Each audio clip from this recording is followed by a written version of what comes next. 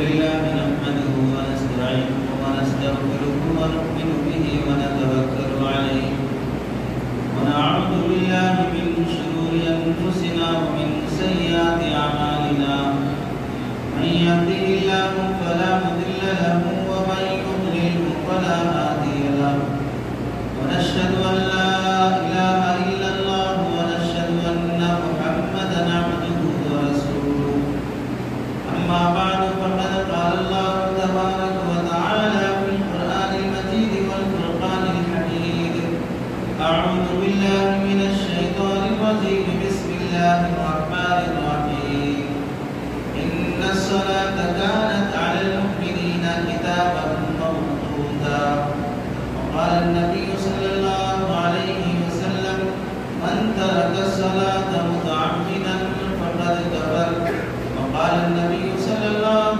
عليه وسلم إن العبد إذا قام إلى الصلاة فتحت له أبواب السماء أو كما قال النبي صلى الله عليه وسلم اللهم صل على سيدنا محمد وعلى آل سيدنا محمد وبارك وسلم اللهم صل على سيدنا محمد وعلى آل سيدنا محمد وبارك وسلم اللهم صل على سيدنا محمد وعلى آل سيدنا محمد وبارك وسلم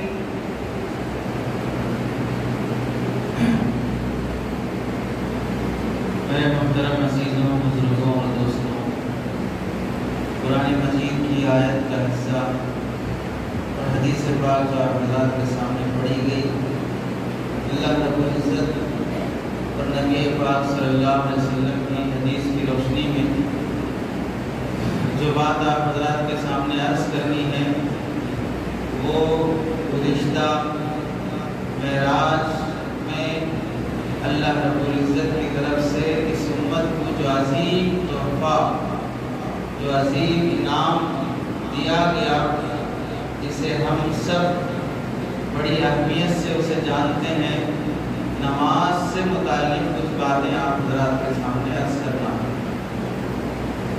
معراج کا پورا واقعہ، پورا پس منظر، اس کے مشاہدات، تمثیلی واقعات سب کچھ سننے کے بعد بھی آدمی میں جو اصل سبب پیدا ہونا چاہیے، جو سبب اسے لینا چاہیے، وہ ہے اصل نماز کی اہمیت، نماز کا خشوع و خضوع۔ جس کام کو ہم بہت معمولی سمجھ جا رہے ہیں، اللہ اور اس کے رسول کی نگاہ میں وہ کتنا بڑا کام ہے۔ اللہ تعالیٰ قرآن مجید میں 70 سے زائد مقامات پر، اور بعض علماء نے اشارتاً و عنایتاً، صراحتاً اور اشارتاً اللہ تعالیٰ نے 700 سے زائد مقامات پر نماز پڑھنے کی، نماز قائم کرنے کی، نماز ادا کرنے کی تاکید فرمائی۔ بھلا بتائیے، اگر آپ باپ ہیں، اپنے بیٹے کو کوئی بات 2 بار بولے، 4 بار بولے، 5 بار بولے، پھر بھی وہ نہ کرے، آپ کو غصہ آتا ہے یا نہیں آتا ہے؟ آپ کا نوکر، آپ اسے 10 بار کوئی کام کرنے کو کہیں اور پھر بھی وہ نہ کرے، آپ اگر واقعتاً اونر ہیں تو آپ کو غصہ آتا ہے یا نہیں آتا ہے؟ 10 بار آپ بولنے کے بعد بھی آپ کا ماتحت کوئی کام نہ کرے تو آپ کو غصہ آتا ہے۔ اسی طرح اللہ رب العزت بھی 70 سے زائد مرتبہ کوئی حکم فرما رہے ہوں اور پھر یہ امت اور یہ بندے وہ کام نہ کریں تو پھر اللہ کو کس قدر غصہ آئے گا۔ اللہ رب العزت قرآن مجید میں فرماتے ہیں اقیموا الصلاۃ وآتوا الزکاۃ، نماز قائم کرو۔ جہاں جہاں پر بھی اللہ تعالیٰ نے ایمان اور عمل صالح کا حکم فرمایا، ایمان لاؤ، اعمال صالحہ نیک عمل کرو، وہاں اللہ تعالیٰ نے فوراً حکم فرمایا کہ نماز ادا کرو۔ ان الصلاۃ کانت علی المؤمنین کتابا موقوتا، بے شک نماز فرض کی گئی ہے۔ ان الصلاۃ کانت علی المؤمنین کتابا موقوتا، متعین وقت کے ساتھ۔ نماز اپنی مرضی سے پڑھنا نہیں ہے، جب دل میں آیا، جب موڈ ہے تب پڑھ لیے، جب موڈ نہیں ہے تب چھوڑ دیے۔ نماز تمہاری مرضی کے تابع نہیں ہے، بلکہ تمہاری مرضی نماز کے اپنا ہر کام چھوڑ کر تمہیں نماز کو مقدم رکھنا پڑے گا۔ حافظوا علی الصلوات والصلاۃ الوسطیٰ، نمازوں کی حفاظت کرو، خاص طور سے عصر کی نماز کی حفاظت کرو۔ قرآن مجید میں 10 مقامات پر فجر کی نماز کا تذکرہ، عشاء کی نماز کا تذکرہ، اور کہیں کہا گیا ان الصلاۃ تنہی عن الفحشاء والمنکر، نماز تمہیں برائی سے، بدعملی سے، گندی حرکتوں سے روکتی ہے۔ نماز کی برکت سے آدمی بڑے بڑے گناہوں سے بچ جاتا ہے۔ تو اللہ رب العزت نے 70 سے لے کر 700 مقامات پر نماز کا حکم فرما رہے ہوں، اور اس کے باوجود اس امت کا بڑا طبقہ نمازیوں کے مقابلے میں بے نمازیوں کی کثرت زیادہ ہے۔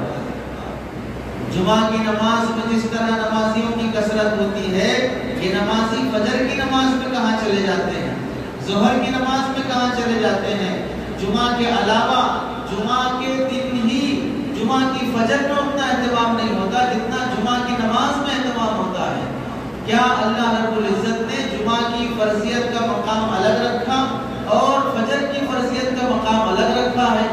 اللہ کے نزدیک جمعہ جس طرح فرض ہے، فجر بھی اسی طرح فرض ہے۔ جمعہ جس طرح فرض ہے، عشاء بھی اسی طرح فرض ہے۔ جمعہ جس طرح فرض ہے، عصر بھی اسی طرح فرض ہے۔ لوگ جمعہ کا بھی اہتمام کرتے ہوں لیکن فجر اور مغرب اور عشاء کا اہتمام نہ کرتے ہوں۔ ان فرضوں کے اندر فرق کرنے کا اختیار کس نے دیا؟ اذان ہوتی ہے محلے میں، مسجد میں، تمہاری ڈیوٹی شروع ہوتی ہے 8 بجے سے 9 بجے سے، لیکن مسجد کے مؤذن کی ڈیوٹی تمہارے اٹھنے سے پہلے شروع ہو جاتی ہے۔ تمہاری جاب اور تمہاری دکان 8، 9، 10، 11، 12 بجے تم دکان کھولتے ہو، اور مسجد کا امام تمہارے اٹھنے سے پہلے اپنی ڈیوٹی پہ لگ جاتا ہے۔ تمہاری قوم میں سب سے پہلے بیدار ہونے والا شخص وہ مؤذن ہے۔ تمہارے درمیان میں سب سے پہلے اپنی نیند قربان کر کے مسجد کی طرف آنے والا شخص وہ تمہارے محلے کا امام ہوتا ہے، اور تمہاری ڈیوٹی رات میں 6 بجے 8 بجے ختم ہو جاتی ہے۔ تم سب کے بعد عشاء کی نماز جب تک نہیں ہوتی، امام کی ڈیوٹی ختم نہیں ہوتی ہے۔ تم میں کا کوئی فرد مسجد سے جب تک باہر نہیں جائے گا، مسجد کا مؤذن مسجد میں رہتا ہے۔ تمہارے اٹھنے سے پہلے مسجد میں مؤذن آ جاتا ہے، تمہارے آخر میں جانے تک مسجد میں مؤذن رہتا ہے۔ تمہاری قوم کے بیدار لوگ مسجد کے امام اور مؤذن ہوتے ہیں۔ یہ تمہیں پکار کے کہہ رہے ہیں کہ کامیابی تمہارے لیے نماز میں رکھی گئی ہے۔ جس دکان میں لگ کر، جس کاروبار میں لگ کر، جس تجارت میں لگ کر، جس پینشن میں لگ کر، اور جن ملازمتوں میں لگ کر، جن نوکریوں میں لگ کر تم اپنی آخرت غارت کرتے ہو، کامیابی تلاش کرنے کے لیے جس غلط راستے میں چل رہے ہو، اصل راستے کی طرف بلانے کی ذمہ داری یہ لوگ لیتے ہیں۔ اللہ کے نبی علیہ السلام نے فرمایا من ترک الصلاۃ متعمدا فقد کفر، جو آدمی جان بوجھ کر نماز چھوڑ دے گا وہ کافر ہو جائے گا، وہ کافر ہو جائے گا۔ اتنی سخت بات اللہ کے نبی نے فرمائی۔ ایک ایک آدمی کو مسلمان بنانے کے لیے اس کے حق میں اللہ کے نبی نے دعائیں کی ہیں، ان کی خاطر اللہ کے نبی نے تکلیفیں برداشت کی ہیں، پتھر کھائے ہیں، اللہ کے نبی نے مصیبتیں جھیلی ہیں، فاقے برداشت کیے ہیں، لیکن اب یہاں یہ فرماتے ہیں کہ جو نماز چھوڑ دے گا وہ کافر ہو جائے گا۔ جس کو کفر سے اسلام میں لانے کی خاطر قربانیوں پہ قربانیاں دی ہوں، اور وہ آ جانے کے بعد اسلام میں اگر نماز نہیں پڑھتا ہے تو اللہ کے نبی فرماتے ہیں کہ تیرا کافر ہی رہنا بہتر ہے۔ زبان حال سے اللہ جزا خیر دے ان محدثین فقہا کو جنہوں نے حدیث کا مطلب امت کو سمجھانے کے لیے بیان کیا کہ اگر نماز کا انکار کر دو گے تو کافر ہو جاؤ گے، لیکن اگر نماز چھوڑ دو گے تو فاسق فاجر گنہگار کہلاؤ گے۔ لیکن نبی کی زبان سے جو بات نکلی ہے وہ بات تو یہ ہے کہ اللہ کے نبی نے صاف فرما دیا وہ کافر ہو گیا۔ امام احمد بن حنبل رحمۃ اللہ علیہ کا مسلک تو یہ ہے کہ اگر کوئی آدمی نماز چھوڑ دے جان بوجھ کر تو پھر اسے قتل کر دیا جائے اگر اسلامی سلطنت ہو تو۔ کسی کا مرڈر کرنے پر سزا میں اسے قتل کر دیا جاتا ہے۔ کھلے عام نماز چھوڑ کر دکانوں میں بیٹھے ہوئے شخص کے بارے میں بھی آپ کا اسلامی سلطنت اگر ہوتی تو حکم یہ ہے کہ اس دکاندار کی بھی گردن اڑا دی جائے۔ وہ اللہ کا کھلا باغی ہے، جس طرح کسی حکومت اور سلطنت میں نیکسلائٹ ہوتے ہیں، حکومت جہاں بھی انہیں دیکھے انہیں مار دینے کا آرڈر ہوتا ہے، جس طرح کوئی ٹیررسٹ ہوتا ہے کہیں بھی اگر مل جائے تو اسے گولی چلانے کا آرڈر ہوتا ہے، ایسے ہی اللہ کی حکومت کا باغی ہے وہ شخص جو اذان کے بعد بھی نماز کی طرف نہیں آتا، جو اذان کے بعد بھی نماز کا اہتمام نہیں کرتا ہے۔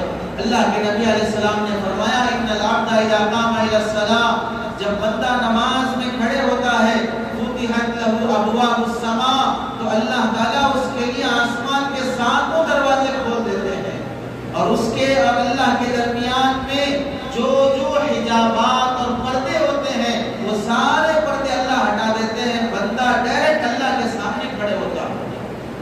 ایک عارف نے کہا کہ تم جانتے ہو کہ اگر تم اپنے مالک سے، اونر سے، آقا سے اس کی مرضی کے بغیر، پرمیشن کے بغیر، اس کی اجازت کے بغیر ڈائریکٹ اس کی آفس میں جا کر جب چاہو جو چاہو بات کرنا ہو بات کر لو، ایسا اختیار اگر تمہیں کسی کو باس کی طرف سے مل جائے، تمہارے اونر کی طرف سے مل جائے تو تمہارے لیے کتنی خوشی کی بات ہوگی۔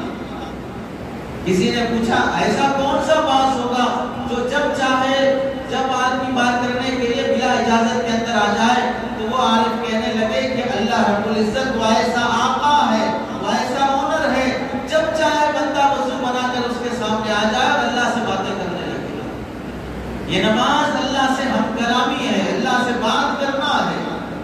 جب تک بندہ نماز میں رہتا ہے وہ اللہ سے گفتگو کر رہا ہے۔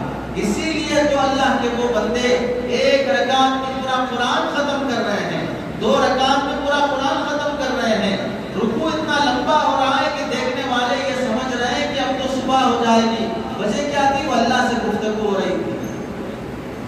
اللہ کے نبی علیہ السلام نے نماز کی جس قدر اہمیت بیان فرمائی ہے، بالغ ہونے کے بعد جب نماز فرض ہو جاتی ہے، مرد پر، عورت پر کسی حال میں نماز معاف نہیں ہوتی، عورت کے مخصوص ایام میں نماز معاف ہے، بیمار پر بیماری کی حالت میں بیماری جیسی نماز پڑھا جائے گا۔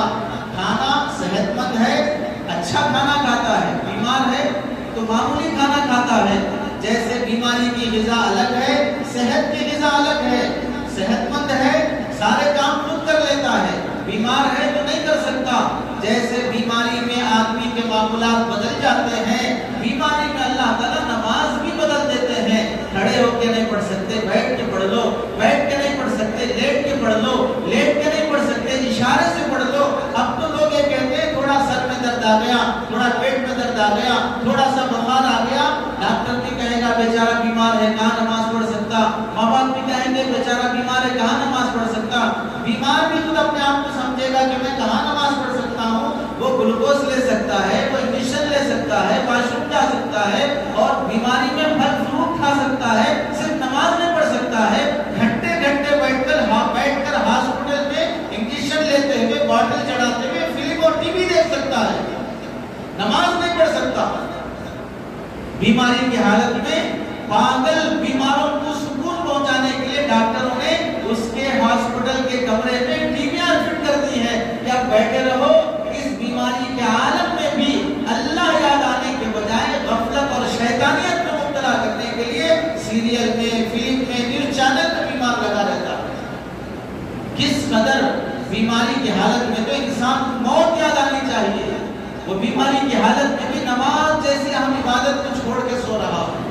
اللہ کے نبی علیہ السلام مرض الموت کے وقت ایسی حالت جب اللہ کے نبی علیہ السلام سے چلا نہیں جا رہا ہے، بے ہوش ہو رہے ہیں، ہوش ختم ہو گیا، تھوڑی دیر کے بعد جب ہوش آیا، آتے ہی سب سے پہلے اللہ کے نبی کی زبان پر جو جملہ ہے وہ کیا تھا؟ کیا لوگوں نے نماز پڑھ لی؟ حضرت اماں عائشہ رضی اللہ تعالیٰ نے فرمایا یا رسول اللہ نہیں پڑھے، آپ کے انتظار میں ہیں۔ آپ نے فرمایا ٹب لاؤ، پانی لاؤ، پانی لا کر اللہ کے نبی کو سر سے پانی بہایا گیا، غسل دیا گیا، وضو کرایا گیا۔ اس کے بعد چلنے کے لیے دو آدمیوں کا سہارا لیا، 2 قدم نہیں رکھے، پھر بے ہوش ہو گئے۔ اللہ کے نبی علیہ السلام 10-15 منٹ کے بعد پھر جب ہوش آیا، پھر پہلا جملہ زبان پر ہے کیا لوگوں نے نماز پڑھ لی؟ حضرت اماں عائشہ نے فرمایا رسول اللہ نہیں پڑھی، آپ کے انتظار میں ہیں۔ پھر اللہ کے نبی نے غسل فرمایا، 2 قدم چلے پھر بے ہوش ہو گئے، 3 مرتبہ بے ہوش ہوئے، تیسری بار بھی اللہ کے نبی نے پوچھا کیا لوگوں نے نماز پڑھ لی؟ اس کے بعد بھی جب طبیعت نے ساتھ نہیں دیا، پھر اللہ کے نبی نے فرمایا ابو بکر سے کہو کہ وہ نماز پڑھا دے۔ اب بتائیے اس سے زیادہ نماز کی کیا اہمیت ہونی چاہیے؟ اللہ کے نبی علیہ السلام نے صدیق اکبر کو نماز پڑھانے کا حکم دے دیا، جماعت کھڑی ہو گئی، پھر حضرت علی رضی اللہ تعالیٰ، حضرت عباس رضی اللہ تعالیٰ چچا اور داماد کے سہارے سے دونوں کے کندھے پہ ہاتھ رکھ کے پیر زمین پر رکھے نہیں جا رہے ہیں، زمین سے پیر گھسیٹتے ہوئے جماعت کی نماز میں شامل ہونے کے لیے سرکار دو عالم صلی اللہ علیہ وسلم تشریف لا رہے ہیں۔ اس سے زیادہ نماز کی اہمیت بیان کرنے کے لیے اور کیا کر سکتا ہے کوئی شخص؟ آپ چاہتے تو گھر میں ہی پڑھ سکتے تھے، آپ چاہتے تو چھوڑ دے سکتے تھے، اس سے زیادہ بیماری میں آدمی کو چلا نہیں جا رہا ہے، ہوش ساتھ نہیں دے رہا ہے، آپ کی جب آخری لمحات گزر رہے ہیں، سانس اکھڑ رہی ہے، ایسے موقع پر تو لوگ اپنے بچوں کو، اپنی بیوی کو، اپنے رشتہ داروں کو دیکھ کر مرنا چاہتے ہیں، پراپرٹی کی فکر لگی رہتی ہے۔ آپ کی زبان پر 2 جملے الصلاۃ وما ملکت ایمانکم، 2 باتوں کی نصیحت امت کو کر کے جا رہے ہیں، ایک اللہ کا حق، دوسرا بندوں کا حق۔ اللہ کا حق کیا ہے؟ نماز کا اہتمام کرو، نماز کا اہتمام کرو۔ دوسرا بندوں کا حق وما ملکت ایمانکم، اپنے نوکر کے ساتھ، اپنے ماتحت کے ساتھ، اپنی بیوی کے ساتھ اچھا سلوک کرو۔ سکرات کے عالم میں اللہ کے نبی کی زبان پر ایک نماز کا حکم، دوسرا اپنی بیویوں کے ساتھ اچھے سلوک کا حکم، اپنے نوکروں کے ساتھ اچھے سلوک کا حکم۔ کوئی اور مذہب نہیں ہو سکتا جس میں نماز نہ ہو، وہ مذہب آسمانی مذہب کہلانے کے لائق ہی نہیں ہے۔ اللہ کی طرف سے دی گئی شریعت وہ شریعت ہی نہیں ہو سکتی ہے جس میں نماز نہ ہو، اور وہ اللہ کی طرف سے دی گئی شریعت۔ جس طرح بغیر سر کے کوئی انسان نہیں رہتا، ایسے ہی بغیر نماز کے کوئی شخص مسلمان نہیں رہتا ہے۔ لوگوں کو بہانے ہوتے ہیں، بیماری بہانا، اس واسطے نماز چھوڑ رہے ہیں۔ حضرت ایوب علیہ السلام سے زیادہ تمہاری بیماری ہے، جس کے بیمار ہونے کا تذکرہ خود اللہ نے قرآن میں کیا۔ وہ اتنا بیمار ہو گئے تھے، اتنا بیمار ہو گئے تھے کہ ان کی بیماری اللہ بھی بیماری سمجھ کر اللہ قرآن میں ذکر کر رہے کہ ایوب بڑا بیمار ہو گیا تھا۔ وہ کتنی بیماری تھی وہ اللہ بہتر جانتے ہیں، لیکن بیماری کو اللہ کے نبی علیہ السلام حضرت ایوب رضی اللہ عنہ کی بیماری کو اللہ نے قرآن میں اہتمام سے ذکر کیا۔ وہ بیماری کی حالت میں نماز نہ چھوڑتے ہوں۔ کتنے صحابہ ایسے ہیں بیمار ہونے کے باوجود بھی جماعت کی نماز میں شریک ہو رہے ہوں، اور ہم معمولی بیماری کے بہانے سے نماز غلط کر رہے ہوں۔ دکان ہے، ہم نوکر ہیں، ہمارا نوکر نہیں چھوڑتا ہے، ملازمت تمہارے لیے بہانہ بن رہی ہے۔ علماء نے لکھا ہے حضرت یوسف علیہ السلام جب وہاں پر زلیخا اور عزیز مصر کے یہاں غلام بن کر بیچ دیے گئے تھے، اس حالت میں بھی ان سے نماز نہیں چھوٹ رہی ہے۔ حضرت بلال غلامی کی حالت میں نماز نہیں چھوڑ رہے ہیں۔ کئی صحابہ غلام ہیں، حضرت ابن عمر رضی اللہ عنہ کے غلام کئی 100 غلام ہیں، وہ غلامی کی حالت میں نماز نہیں چھوڑ رہے ہیں۔ اور آج کے مسلمان کو دکان، مکان، یہ سب بہانے بن گئے نماز چھوڑنے کے لیے۔ مالداروں کو اپنی تجارت سے، اپنی دولت سے فرصت نہیں ہے، یہاں حساب دیکھو، وہ حساب دیکھو، ان کو سنبھالو۔ حضرت سلیمان علیہ السلام سے بھی زیادہ تمہاری مالداری ہے، ہوا تمہارے تابع ہے، جنات تمہارے تابع ہیں، درندے چرند پرند سب تمہاری زبان جانتے ہیں، اور تم ان سب کی زبان جانتے ہو جس کا حکم کائنات کے ہر مخلوق میں چل رہا ہو۔ ان سے حضرت سلیمان علیہ السلام سے نماز نہیں چھوٹ رہی ہے۔ آج ان سے بڑا تاجر کون بن گیا؟ حضرت عبد الرحمن بن عوف رضی اللہ عنہ، حضرت عثمان غنی رضی اللہ عنہ، جنہیں تاریخ میں غنی مالدار کا لقب دیا گیا ہے، ان سے نماز نہیں چھوٹی جا رہی ہے۔ اور آج کے معمولی قسم کے مالدار نے بہانہ بنا لیا کہ ہمیں فرصت نہیں ہے نماز کے لیے۔ یہ اللہ کا اتنا بڑا حق ہے کہ اللہ رب العزت مرنے کے بعد سب سے پہلے اپنے حقوق میں سے سب سے پہلے نماز کے بارے میں پوچھے کہ بتاؤ نماز تم پڑھے کہ نہیں پڑھے۔ آپ نے اگر کسی بچے بچے کو مارکیٹ بھیجا 10-5 سامان لانے کے لیے، اس میں اہم چیز بتائی کہ بھئی یہ ضرور لے کے آنا، یہ چیز ضرور لے کے آنا۔ اب تمہارا بیٹا یا نوکر مارکیٹ سے واپس آنے کے بعد سب سے پہلے اگر تمہاری عقل ٹھکانے ہے تو پوچھو گے بھئی وہ جو میں بولا تھا لائے نہیں لائے؟ سب سے پہلے وہ پوچھو گے، کیوں پوچھو گے؟ کہ تمہارے نزدیک اس کی اہمیت زیادہ ہے۔ ایسے اللہ فرماتے ہیں اللہ رب العزت آخرت میں سب سے پہلے بندے سے اس کی نماز کے بارے میں پوچھیں گے، بتاؤ نماز پڑھے کہ نہیں پڑھے؟ ہم سب جانتے ہیں کعبۃ اللہ وہ جگہ ہے کہ دنیا میں اس کا کوئی بدل نہیں ہے، ایسی برکت کہیں اور نہیں آتی ہے۔ اللہ ہدایت دے بعض مسلمان پاگلوں کو جو کعبے کی شبیہ بنا کر اس کا طواف کرتے ہیں، اپنے اپنے درگاہوں میں، اپنے اپنے محلوں میں کعبے کی شکل بنا کر اس کی پوجا اور اس کی شبیہ بنا کر اس کا طواف، اس کے پھیرے کرنا شروع کرتے ہیں۔ کعبے کا کوئی بدل نہیں ہو سکتا، کعبے کا کوئی بدل نہیں ہو سکتا۔ اسے ایسے سمجھ لو اگر تمہاری بیوی ہے، تمہاری بیوی کی کوئی مورتی بنا کر کوئی دوسرا اس سے پیار کرنے لگے، کوئی دوسرا اس سے چومنے لگے اور تمہاری نظر پڑے اور تمہیں غصہ نہ آئے تو تم بے غیرت انسان ہو۔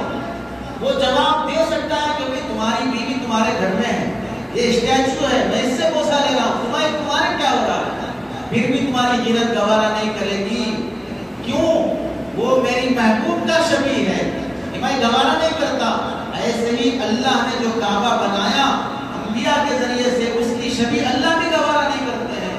اسی واسطے تاریخ میں جن لوگوں نے کعبے کا بدل بنانے کی کوشش کی، اللہ نے ان قوموں کو ہلاک کر دیا۔ وہ کعبۃ اللہ کا طواف دنیا میں کہیں اور نہیں ہوتا، لیکن ہم سب جانتے ہیں جو لوگ کعبہ گئے ہیں، جب بھی اذان ہوتی ہے وہ طواف جہاں اللہ رب العزت 60 رحمتیں روزانہ طواف کرنے والوں کو ملتی ہیں، لیکن اذان کے بعد وہ طواف بھی بند ہو جاتا ہے۔ وہ طواف جیسی عبادت دنیا میں کہیں نہیں ہوتی، صرف کعبے میں ہوگی۔ وہ طواف بھی بند ہو جائے گا، اس واسطے کہ آپ نماز پڑھنا۔ جب نماز کی خاطر کعبے کا طواف بند ہو سکتا ہے تو نماز کی خاطر تمہاری دکان کیوں نہیں بند ہو سکتی؟ نماز کی خاطر تمہارا کاروبار کیوں بند نہیں ہو سکتا؟ نماز کی خاطر تمہارا کام کاج کیوں نہیں بند ہو سکتا؟ تمہارا کام بہانا ہے، یعنی تمہارا کام طواف سے بھی بڑھ گیا، تمہارا بزنس کعبے کے طواف سے بھی بڑھ گیا۔ طواف تو بند ہوگا لیکن تمہاری دکان بند نہیں ہوگی، تمہاری تجارت بند نہیں ہوگی۔ اللہ کے نبی علیہ السلام نے نماز کائنات کے ہر ذرے سے جوڑا ہے۔ کیا فرمایا؟ اگر آندھی چل رہی ہو، طوفان آنے کا اندیشہ ہو، تیز بارش برس رہی ہو، فوراً آندھی چلتی اللہ کے نبی مسجد میں دوڑے تشریف لاتے اور نماز میں لگ جاتے۔ بارش نہیں برس رہی ہے، قحط سالی چل رہی ہے، اللہ کے نبی نے فرمایا لے جاؤ لوگوں کو، مردوں کو، عورتوں کو، جانوروں کو لے جاؤ اور جنگل میں جا کر وہاں 2 رکعت صلاۃ الاستسقاء پڑھو، نماز پڑھ کے اللہ سے بارش کی دعا مانگو۔ اور اگر زلزلے آنے کا اندیشہ ہو فوراً نفل نماز میں لگ جاؤ۔ سورج گرہن ہو جائے اللہ کے نبی کا حکم ہے نماز پڑھو۔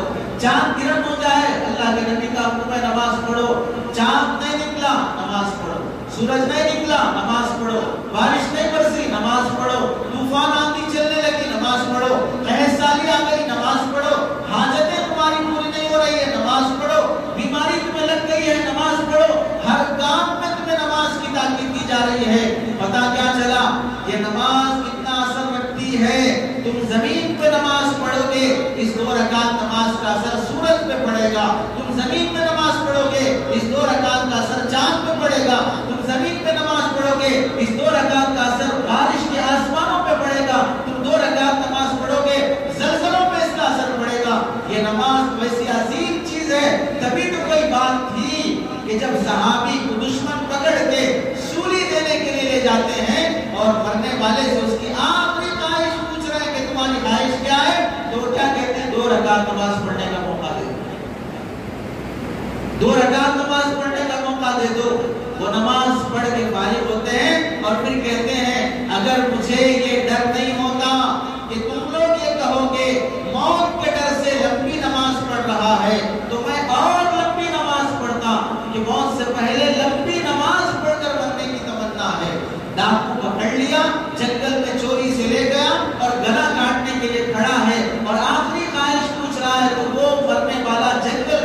یہ خواہش کر رہا ہے کہ مجھے 2 رکعت نماز پڑھنے کا موقع دے دو. مرنے سے پہلے نماز پڑھ کے مرنے کی تمنا کرنا، تبھی کچھ اہمیت تھی نماز کی ان کے نزدیک. حضرت سلیمان علیہ السلام اپنے زمانے میں 20,000 جنگی گھوڑوں کو دیکھ رہے تھے. کہیں جنگ کرنے کے لیے سفر پہ جانا ہو، گھوڑوں پہ بیٹھ کے جاتے ہیں، گھوڑے پہ سوار ہو کے جنگ کرتے ہیں. ایسے بہترین عمدہ 20,000 جنگی گھوڑے ایک ایک کو دیکھ رہے ہیں، خوش ہو رہے ہیں، دیکھ رہے ہیں، خوش ہو رہے ہیں. کس واسطے؟ اللہ کے راہ میں جنگ کے لیے گھوڑے کام آئیں گے. ان گھوڑوں کو دیکھنے میں عصر کی نماز قضا ہو گئی. عصر کی نماز قضا ہو گئی. جیسے ہی احساس ہوا کہ گھوڑوں کو دیکھنے کی چکر میں نماز ختم ہو گئی، اس قدر افسوس ہوا. پورے گھوڑے منگوائے اور ان کے گردنیں کاٹ دی اور ان کے پیر کاٹ دیے کہ ان گھوڑوں کی مشغولیت کی وجہ سے مجھے نماز قضا ہو گئی. اللہ نے 23ویں پارے میں حضرت سلیمان علیہ السلام کے اس واقعے کا ذکر کیا. اذ عرض علیہم بالعشی الصافنات الجیاد، بہترین گھوڑے جب ان کے سامنے پیش کیے گئے جس کی وجہ سے حضرت سلیمان کی اثر بات چھوٹ گئی، تو اپنے ان گھوڑوں پر افسوس ہوا. نماز ختم ہو جانے پر پورے گھوڑوں کو قتل کروا دیا. اور آج 10 روپے کی خاطر، 25 روپے کی خاطر، 100 روپے کی خاطر نماز چھوڑنا گوارا ہے. گراہک آ گیا ہے، گاہک آ گیا ہے. اتنی ہمت نہیں ہے آنے والے مسلمان گاہک سے بیچنے والا یہ مسلمان گاہک یہ کہے بھائی نماز کا ٹائم ہو گیا، اب میں نہیں بیچوں گا، 10 منٹ کے بعد آ جائیے، اگر آپ چاہیں تو میں دے دوں گا. یہ بول نہیں سکتا ہے. روزی دینے والے اللہ پر اتنا بھروسہ نہیں ہے جس نے تیرے پاس خریدنے کے لیے گاہک بھیجا ہے. وہ اللہ تجھے اب نماز کے لیے بلا رہا ہے، تو کیا وہ اللہ نماز کے بعد تجھے پھر وہ گاہک نہیں بھیجے گا؟ پابندی سے نماز پڑھنے والے لوگوں کی تجارتیں نہیں چل رہی ہیں. اپنی تجارت کے ساتھ نماز پابندی سے جماعت کے ساتھ پڑھنے والوں کی تجارتوں میں برکت نہیں ہو رہی ہے. آج کا تاجر سمجھتا ہے کہ نماز کو چلا جاؤں گا تو گراہک مار کھائے گا، نماز کو چلے جاؤں گا تو بزنس ختم ہو جائے گا. حضرات صحابہ بھی تاجر تھے، ان کی تجارتیں نماز کے ساتھ ہوتی تھی. آج بھی ان جاہل سعودیہ کے رہنے والے عربوں کو دیکھ لو، اذان کے بعد وہ اپنی دکان میں چادر ڈال دیتے ہیں. یہ علامت ہے کہ اب نہیں بیچا جائے گا، نماز کو چلو. وہ کوئی عالم نہیں ہے، وہ کوئی پڑھے لکھے نہیں ہے، لیکن نماز کی اہمیت بتائی گئی ہے. حضرت ابن عباس رضی اللہ تعالیٰ عنہ کی آنکھوں سے پانی بہنے لگا، بینائی ختم ہو گئی. ڈاکٹر نے کہا آپریشن کریں گے، 5 دن تک زمین پہ سجدہ نہیں ہو سکتا، بیٹھے بیٹھے اوپر اشارے سے سجدہ کرنا پڑے گا. ابن عباس رضی اللہ تعالیٰ عنہ نے فرمایا نابینا بن کے جینا گوارا ہے، لیکن سنت کے مطابق جو نماز پڑھی جاتی ہے وہ چھوڑنا گوارا نہیں ہے. حضرت رشید احمد گنگوہی رحمت اللہ علیہ کی آخری عمر میں بینائی چلے گئی. ڈاکٹروں نے کہا کہ اچھے ہو جائیں گے آپریشن کرنے کے بعد. بس یہ ہے کہ چند دن آپ کو نیچے نماز نہیں پڑھنا ہوگا، اوپر اشارے سے نماز پڑھ لے اور چند دن لیٹے رہے. حضرت رشید احمد گنگوہی نے فرمایا وہ زندگی جس میں آدمی کو دیکھنا تو نصیب ہو جائے لیکن سنت والی نماز سے محروم ہو جائے مجھے ہرگز پسند نہیں ہے. میں اندھا بن کے جینا گوارا کروں گا. لوگوں کو بہانے ہوتے ہیں، بہانے بنا لیتے ہیں. بیماری جس اللہ نے بھیجی ہے وہی اللہ شفا بھی بھیجے گا. جس اللہ نے تمہارے لیے گاہک بھیجا ہے وہی اللہ برکت بھی بھیجے گا. اپنی انکم اور کمائی کے لیے 6 گھنٹے 8 گھنٹے دینے تیار ہو، لیکن اس انکم میں اس کمائی میں برکت کے لیے 10 منٹ دینے تیار نہیں. برکت کے بغیر تمہاری کمائیاں تمہارے لیے بیماری کا سبب بنے گی. ادھر 1000 روپے روزانہ کما رہے ہو، 2000 ڈاکٹر پہ خرچ کر رہے ہو. ادھر 50,000 کما رہے ہو، لاکھ روپے آپریشن میں خرچ کر رہے ہو. ادھر کما رہے ہو، ادھر چوریاں ہو رہی ہیں. ادھر کما رہے ہو، ادھر جھگڑے ہو رہے ہیں. ادھر کما رہے ہو، ادھر نقصان کو نقصان آتے جا رہا ہے. وجہ کیا ہے؟ تم نے دولت کی تو کوشش کی ہے، برکت کی کوئی کوشش نہیں کی ہے. آج مسجدیں کتنی ویران اور خالی نظر آتی ہیں. 100% اگر مسلمان کسی محلے میں رہتے ہیں، بخدا وہ محلہ جہاں پر سب کے سب مسلمان ہیں، جیسے یہ بستی اکثریت جہاں پر مسلمانوں کی ہے، لیکن فجر کی نماز میں 2.5 صف 3 صف ہیں، باقی اتنے مصلی کہاں چلے گئے؟ اگر واقعتاً سب مسلمان نمازی ہوں گے تو یہ مسجد جو بڑی مسجد کہلاتی ہے یہ بھی چھوٹی کہلائے گی، یہ بھی چھوٹی ہو جائے گی کہ نہیں، کافی نہیں ہو رہی ہے، یہ مسجد بھی چھوٹی ہو رہی ہے۔ یہ بڑی کیوں دکھ رہی ہے؟ جگہ اس کی ایسے ہے کہ لوگ نمازی کم ہیں اور جگہ خالی پڑ رہی ہے، تو یہ بڑی مسجد دکھ رہی ہے۔ اگر پورے لوگ جتنے مسلمان ہیں سب نماز کو آئے تو پھر دیکھیں وہ لوگ سیڑھیوں پہ کیوں پڑھتے ہیں، وہ پارکوں میں کیوں پڑھتے ہیں، وہ سڑکوں میں کیوں پڑھتے ہیں؟ پتہ چلا مسجد فی نفسی بڑی نہیں ہے، تمہارے نہ ہونے کی وجہ سے بڑی دکھ رہی ہے۔ کتنی مسجدیں حیدرآباد شہر کے آس پاس ویران پڑی ہیں، وہاں پر لوگ رات ہونے کے بعد شراب پینے جا رہے ہیں، لوگ اپنی طائفہ کو لے کر بدکاری کرنے جا رہے ہیں، نوجوان اپنی گرل فرینڈ کو لے کر وہاں عیاشی کرنے جا رہے ہیں۔ کہاں پر؟ اس مسجد کے محراب میں، جہاں پر ایک دور میں مسلمان بادشاہوں نے اللہ اور اس کے رسول کے نعرے بلند کیے تھے، جہاں پر نمازوں کے سجدے ادا کیے گئے تھے، وہ کیوں ویران پڑی ہیں؟ آج مسلمانوں کے اس مسجدوں کو آباد نہ کرنے کی وجہ سے۔ جہاں مسلمانوں کے محلوں میں، مسلمانوں کے شہر میں مسجدیں ویران پڑی ہوں، وہاں پر ہم اپنے گھروں کی آبادی کی فکر میں لگے ہوں، وہاں پر ظالم بادشاہوں کے مسلط نہ ہونے اور حکومتی اسکیموں سے فائدہ اٹھانے کے چکر میں لگے ہوں، یہ بے وقوفی اور حماقت ہے۔ جو قوم اللہ کی نافرمان بن جاتی ہے اس پر آنے والے بادشاہ اس کے حق میں فیصلہ نہیں ہوتے، اس پر مسلط کیے جانے والے بادشاہ اس کے حق میں ظالم ہوتے ہیں، وہ ظالمانہ فیصلوں سے انہیں جکڑتے ہیں۔ ان صحابہ کو دیکھو کیسے انہوں نے جنگ کے میدان میں نماز ادا کی ہے۔ قاسم نانوتوی رحمۃ اللہ علیہ فرماتے ہیں اگر نماز کبھی معاف ہوتی تو جنگ کے میدان میں دشمن سامنے ہے، جان جانے کا خطرہ ہے، اس موقع پر نماز معاف ہو سکتی تھی، لیکن اللہ نے وہاں بھی معاف نہیں کیا، وہاں بھی معاف نہیں کیا۔ پڑھو جیسے چاہے پڑھو، وہاں جماعت کی نماز کا طریقہ ہی بدل دیا، لیکن پڑھنا ہوگا، اشارے سے ہی کیوں نہ صحیح، گھوڑے پر بیٹھے بیٹھے ہی کیوں نہ صحیح، لیکن پڑھنا پڑے گا۔ اب جب جنگ میں دشمن کے سامنے نماز معاف نہیں ہو سکتی ہے تو پھر نماز کہاں معاف ہو سکتی ہے؟ اللہ کے نبی علیہ السلام نے اس قدر تاکید فرمائی نماز کے سلسلے میں کہ جس کی زندگی میں نماز نہیں ہے بے نمازی آدمی کے یہاں رشتہ کرنا بھی گوارا نہیں کرتے تھے۔ استنبول میں قاضی وقت نے قاضی شمس الدین حمزہ رحمت اللہ علیہ ایک کیس ان کے پاس آیا لڑائی جھگڑے کا، ادھر سے کیس کے گواہوں کی فہرست جب آئی کہ نہیں یہ لوگ حق پر ہیں یہ لوگ ناحق پہ ہیں، گواہوں کی فہرست میں وقت کا جو بادشاہ ہے جس نے ان کو قاضی بنایا، سلطان بایزید جس نے ان کو قاضی بنایا، اس کا بھی نام گواہوں کی فہرست میں ہے۔ جب انہوں نے قاضی صاحب نے گواہوں کے نام دیکھے تو بادشاہ وقت کا نام کاٹ دیا اور یہ کہا کہ ان کی گواہی نہیں چلتی، یہ گواہ بننے کے لائق نہیں ہے۔ سامنے کٹہرے میں وقت کا بادشاہ گواہ بن کے آگے کھڑا ہے کہ صاحب یہ لوگ حق پر ہیں، میں گواہی دے رہا ہوں۔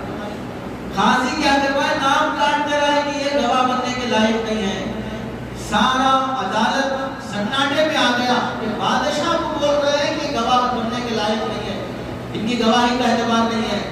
بادشاہ آگے بڑھا، بڑے ہی احترام سے پوچھنے لگا قاضی صاحب میں جان سکتا ہوں کہ میری گواہی کیوں نہیں چلتی؟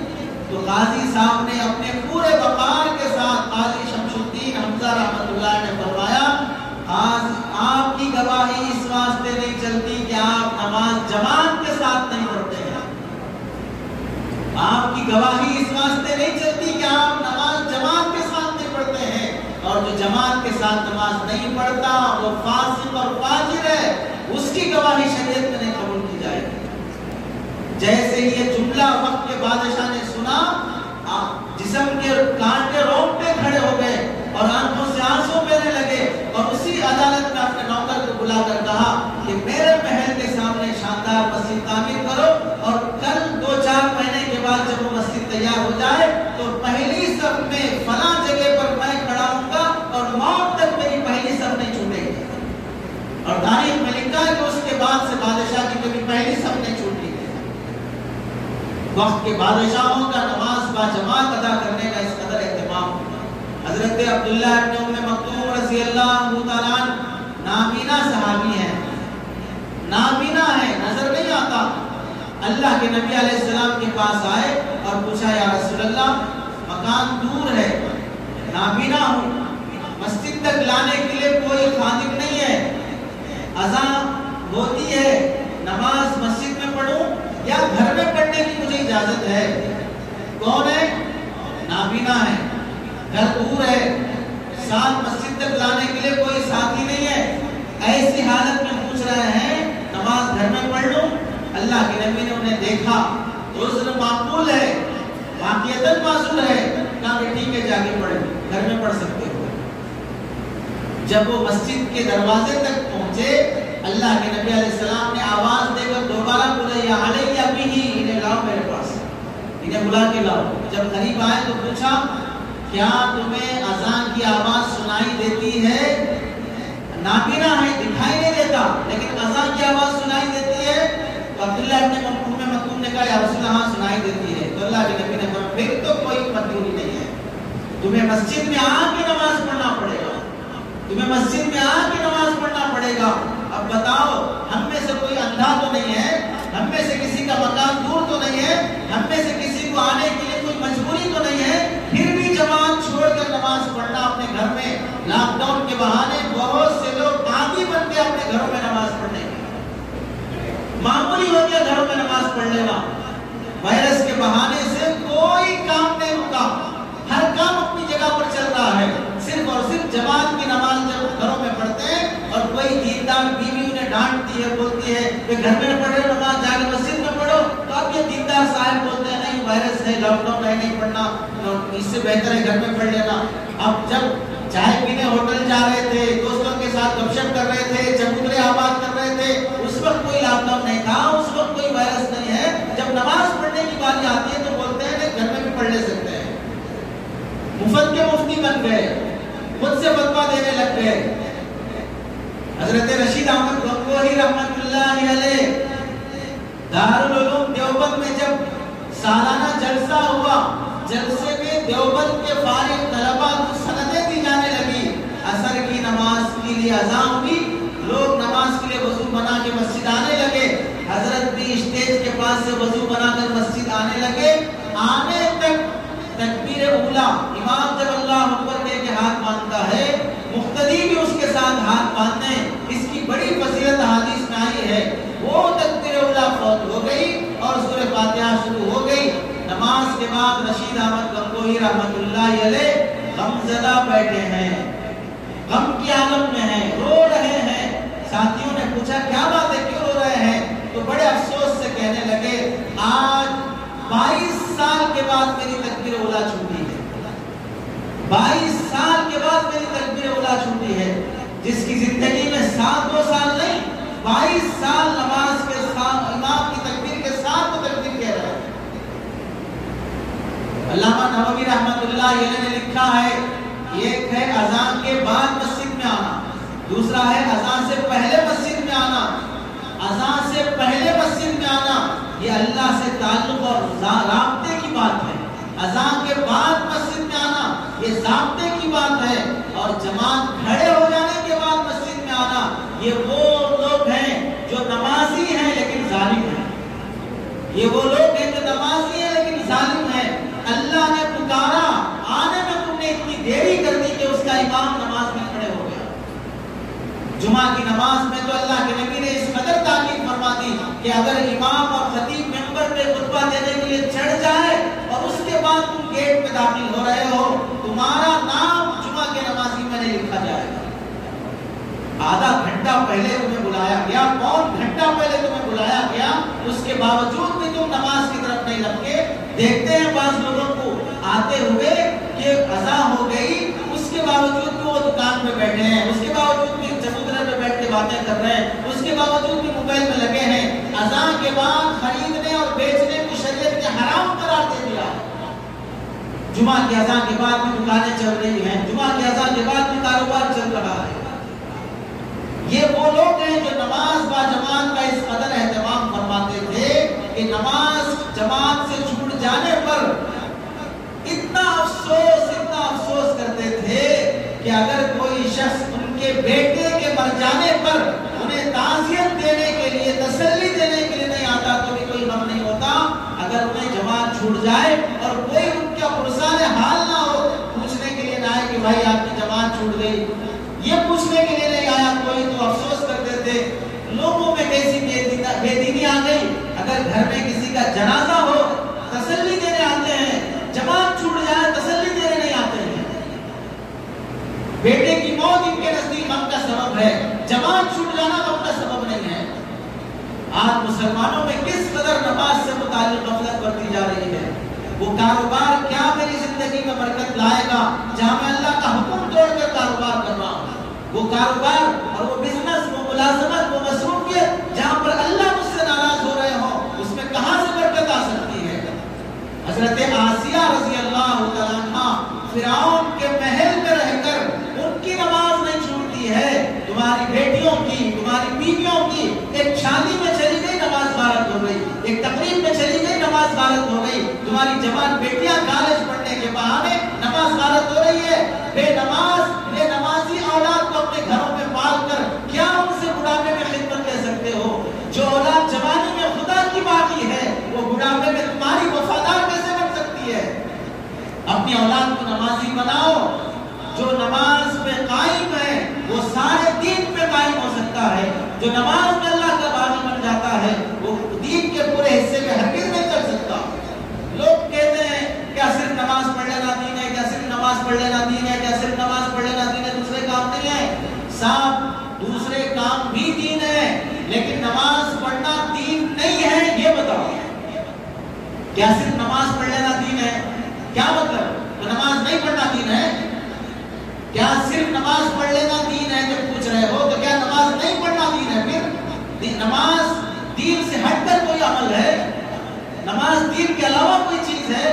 تمہاری کوئی بھی حسن اخلاق، تمہاری کتنی بھی شرافت، وہ سب کی سب نماز کے بعد ہے، وہ سب کے سب نماز کے بعد ہے۔ تم کتنے سخی ہو، کتنے ہمدرد ہو، کتنے اچھے اخلاق والے ہو، کتنا حلال کا اہتمام کرتے ہو، کتنا لوگوں کی سیوا کرتے ہو، یہ سب چیزیں نماز کے بعد ہیں۔ نماز سے پہلے تمہاری کوئی نیکی شمار نہیں ہوگی۔ اللہ سے غداری کر کے مخلوق سے وفاداری کرنا کوئی وفاداری نہیں ہے۔ اور نماز بھی کیسے پڑھتے ہیں لوگ؟ کوئی دھیان نہیں، کوئی توجہ نہیں، مسجدوں میں لگایا رہتا ہے کہ بھئی آنے سے پہلے موبائل بند کر لیا جائے، اس کے باوجود بھی موبائل آن رہتا ہے، نماز میں رنگ ٹون چلتے رہتا ہے، نماز میں کھڑے کھڑے پوری نماز گانا چل رہا ہے اور وہاں میوزک چل رہی ہے اور بند کرنے کا طریقہ اور سلیقہ بھی سیکھا نہیں ہے۔ ارے بھائی اتنی تو عقل ہے، جب نماز میں کھڑا ہوں تو اتنی دیر میں کسی سے بات نہیں کر سکتا، اب اتنی دیر میں میرا موبائل آن رہا بھی تو میرا کیا فائدہ؟ میں اسے کم از کم سائلنٹ میں تو کر سکتا ہوں، فلائٹ موڈ میں تو رکھ سکتا ہوں، اتنی دیر میں آن رکھنے کا کیا مطلب ہے؟ کیا تمہاری نماز میں اجازت ہے کہ تم موبائل آئے نماز میں اگر فون آئے تو اٹھا کے بات کر لو؟ جب یہ اجازت نہیں ہے تو پھر آن کیوں رکھتے ہو؟ کم از کم سائلنٹ میں تو رکھنا چاہیے، دوسروں کی نمازوں میں خلل نہ پڑے۔ اللہ کے نبی علیہ السلام نے نماز کے خشوع وضو میں خلل ہونے والی چیزوں کو بھی ناپسند فرمایا۔ بھاری جوڑا پہن کے نماز میں کھڑے ہیں، بہترین جوڑا۔ نماز سے فارغ ہونے کے بعد حضرت علی رضی اللہ عنہ کو بلایا اور جو چادر اوڑھے تھے وہ چادر نکال کے دے دیا، لے جاؤ بھائی، یہ اتنی بھاری ہے کہ نماز میں میرا دھیان چادر کی طرف جا رہا تھا، وہ لے جا کے میری پرانی چادر لے جا وہی پہن لیتا ہوں۔ نماز میں خلل ڈالنے والا لباس بھی اللہ کے نبی نے اتار دیا، اور آج لوگ نماز میں خشوع وضو کا کوئی دھیان نہیں ہے۔ حضرت سفیان ثوری رحمۃ اللہ علیہ کعبے میں نماز پڑھ رہے ہیں، دشمن آ کر ان سجدے کی حالت میں ہیں، پیر کی 2 انگلیاں کاٹ لیے، نماز میں ہیں، سلام پھیرنے کے بعد کسی نے آ کر کہا کہ خون نکل رہا ہے، تب دیکھا تو خون کا زخم، تب درد اور تکلیف محسوس ہونا شروع ہوا، اس سے پہلے نماز میں انگلیاں کاٹنے کا دھیان بھی نہیں رہا۔ حضرت عروہ رضی اللہ عنہ مدینے کے فقہائے صحابہ میں سے ہیں، بڑے مفتی زاہد عالم ہیں۔ پیر میں ایسی بیماری پیدا ہو گئی کہ ڈاکٹر نے کہا پیر کاٹنا پڑے گا، آپ کو ایک دوا کھلائیں گے کہ اس سے آپ بے ہوش ہو جائیں گے، اس کے بعد پیر کاٹ لیں گے۔ انہوں نے کہا نہیں، بے ہوشی کی حالت میں اگر جان چلی گئی تو پھر کلمہ کب پڑھوں گا، بے ہوشی ہونے کی دوا نہیں کھاؤں گا۔ ہاں یہ ہو سکتا ہے نماز میں کھڑے ہو جاؤں گا، اس وقت میری ٹانگ کاٹ لینا، مجھے احساس بھی نہیں ہوگا۔ نماز میں کھڑے ہوئے، لوگوں نے ان کی ٹانگ کاٹ لی، انہیں پتہ بھی نہیں چلا۔ ایسا دھیان نماز میں کھڑے ہو کر۔ حضرت علی زین العابدین رحمۃ اللہ علیہ سید گھرانے سے ہیں، حضرت حسین حسن کے خاندان سے ہیں۔ جب وہ گھر میں نماز پڑھ رہے، گھر میں آگ لگ گئی، ساری عورتیں بچے سامان لے کر باہر نکل گئے، اب یہ نماز میں لگے ہیں۔ لوگ آئے، پانی ڈال کر آگ بجھایا، اس کے بعد کہنے لگے آپ کو خیال نہیں آیا آگ لگ گئی تھی؟ حضرت زین العابدین رحمۃ اللہ نے فرمایا جہنم کی آگ نے دنیا کی آگ سے غافل کر دیا تھا۔ جس کے سامنے کھڑا ہوں وہ جنت و جہنم کے مناظر نظر آ رہے ہیں۔ آج ایک مکھی، ایک مچھر، ایک موبائل اور سامنے سے گزرنے والا سب ہم کو نماز کے اندر خلل پیدا کر دیتے ہیں۔ کوئی توجہ دھیان نہیں ہے۔ نماز میں کھڑے ہو کر بھی دکان یاد آ رہی ہے، نماز میں کھڑے ہو کر بھی بزنس یاد آ رہا ہے۔ ایک مالک نے اپنے نوکر کے ساتھ نماز ادا کی، نماز پڑھنے کے بعد وہ کپڑے کا تاجر تھا، کپڑے کی ایک تھان دکان میں نظر نہیں آ رہی تھی۔ نماز پڑھنے کے بعد اپنے نوکر سے بلا کر کہا اچھا مجھے یاد آیا وہ دھان میں نے فلاں کو دیا تھا، لکھنا بھول گیا تھا، جا کے اس کے پاس سے پیسے لے کے آؤ۔ نوکر بڑا دیندار تھا، اس نے آقا سے پوچھا آقا یہ دھان آپ کو کب یاد آئی؟ تو نوکر آقا نے کہا نماز میں یاد آئی۔ تو پھر نوکر نے کہا ٹھیک ہے میں وہ دھان کے پیسے لاتا ہوں، آپ نماز پڑھ لیجئے۔ آپ نماز میں نہیں تھے، آپ دھان میں تھے۔ آپ نماز میں نہیں تھے، آپ دھان میں تھے، آپ کپڑوں میں تھے، آپ نماز میں نہیں تھے۔ آپ نماز دوبارہ پڑھ لیجئے، میں جا کے پیسے لے کے آتا ہوں۔ آج ہماری نمازیں کیوں قبول نہیں ہو رہی ہیں؟ حضرت حذیفہ رضی اللہ تعالیٰ عنہ نے ایک آدمی کو اپنے زمانے میں 1300 سال پہلے دیکھا، وہ نماز پڑھ رہا ہے، نماز کے بعد بلا کر کہا بیٹا تم یہ نماز کتنے سالوں سے پڑھ رہے ہو؟ اس نے کہا 40 سال سے پڑھ رہا ہوں۔ حضرت حذیفہ نے فرمایا اگر ایسی نماز پڑھتے کہ مر جاتے اللہ کی نظر میں بے نمازی اٹھائے جاتے۔ تمہیں کوئی سنتوں کی رعایت نہیں ہے، تم میں کوئی اعتدال نہیں ہے، کوئی تعدیل ارکان نہیں ہے، بے ڈھنگی نماز پڑھ رہے ہو۔ ایسی نماز سے تو اللہ کی بارگاہ میں تم بے نمازی لکھے جاؤ۔ نہ سنتوں کی رعایت ہے، نہ خشوع و خضوع ہے، نہ توجہ و دھیان ہے۔ اللہ کے نبی نے فرمایا دنیا سے سب سے پہلے نمازیوں کا خشوع اٹھا لیا جائے گا۔ مسجدیں بھری ہیں لیکن کسی کا دماغ نماز کی طرف نہیں، مصلیوں سے مسجدیں آباد ہیں لیکن کوئی نماز میں نہیں ہوگا، کوئی دکان میں، کوئی ہاسپٹل میں، کوئی فلاں میں مشغول رہے گا۔ اس لیے بزرگوں پہلی بات تو اذان کے فوری بعد نماز کا اہتمام کر لو۔ یہ گھڑی جو پہنتے ہیں، گھڑی پہننے میں ایک اچھی نیت کر لو۔ میں گھڑی ٹائم دیکھنے کے لیے نہیں پہنتا ہوں، میں گھڑی اس لیے پہنتا ہوں کہ نماز کا وقت مجھے معلوم ہو جائے۔ اپنی گھڑیوں میں الارم رکھو تاکہ تمہارا ایک گھڑی پہننا بھی تمہارے لیے ثواب کا ذریعہ بنے گا۔ 5 ٹائم تمہاری نظر گھڑی پر صرف نماز کی نیت سے جائے گی تو ایک گھڑی کا اجر بھی تمہارے اعمال میں لکھا جائے گا۔ نماز کے بعد، اذان کے بعد فوراً نماز کی طرف، نماز کے انتظار میں بیٹھنا، نماز سے پہلے سنتوں کا اہتمام کرنا، نماز کے بعد سنتیں پڑھ کر اللہ سے مانگ کے جانا، اس کے بعد دیکھو پھر کیسی راحت محسوس ہوتی ہے، کیسے دعائیں قبول ہوتی ہیں۔ اللہ سے دعا ہے کہ اللہ تعالیٰ عمل کی توفیق نصیب فرمائے۔ وآخر دعوانا الحمدللہ۔